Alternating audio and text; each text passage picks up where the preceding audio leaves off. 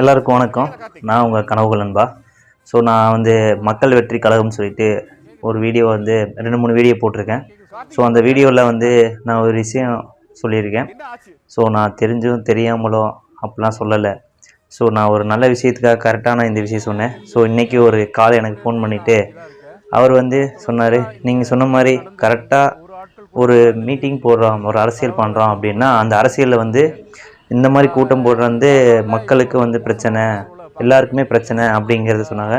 இன்றைக்கி கரூரில் இன்றைக்கி கூட்ட நெரிசலில் கிட்டத்தட்ட 33 பேர் வந்து உயிரிழந்திருக்காங்க, 66 பேர் வந்து சிகிச்சையில் இருக்காங்க. ஸோ நான் இதைத்தான் நான் அன்றைக்கே வந்து என்னோடய வீடியோவில் நான் பதிவிட்டேன். என்ன அப்படின்னா, ஒரு பிரச்சாரம் ஒரு தலைவர் வந்து ஒரு நாட்டை வந்து புதுசாக புதுப்பிக்கணும் அப்படின்னா அவரோட ஸ்டைலே வந்து புதுசாக இருக்கணும். ஸோ வந்து கூட்டம் சேர்க்கறதுனாலலாம் வந்து ஸ்டைல் கிடையாது. ஸோ அதனால் வந்து நம்ம ஒரு விஷயம் பண்ணணும் அப்படின்னா நம்மளோட நோக்கம் வந்து பெரிய நோக்கமாக இருக்கணும். ஸோ அது அணுகுமுறை வந்து வேறு மாதிரி இருக்கணும். ஸோ நம்ம முன்னாடி பண்ண மாதிரிலாம் இல்லாமல் புதுசாக பண்ணணும். ஸோ அந்த மாதிரி வந்து பண்ணணும்னு நான் சொன்னேன். ஸோ நான் சொன்னது என்னென்னா, 10க்கு 10 ரூமில் வந்து ஒரு பிரச்சாரம் பண்ணுங்கள். எந்த கட்சியாக இருந்தாலும் 10க்கு 10 ரூமில் வந்து பிரச்சாரம் பண்ணுங்கள்.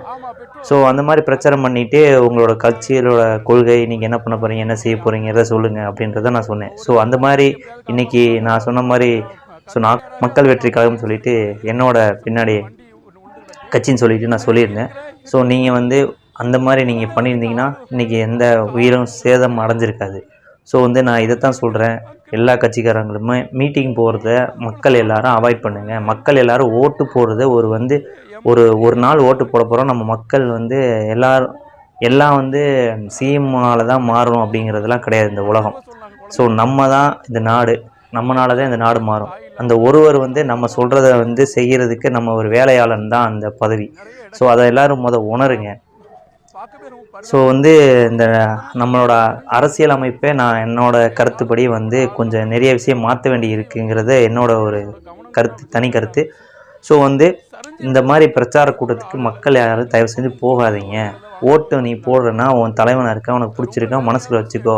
அதிகபட்ச ஸ்டேட்டஸை வை, ஃபோனில் டிபியை வச்சுக்கோ. ஸோ அந்த மாதிரி நீங்கள் போய் மாட்டிக்காதீங்க.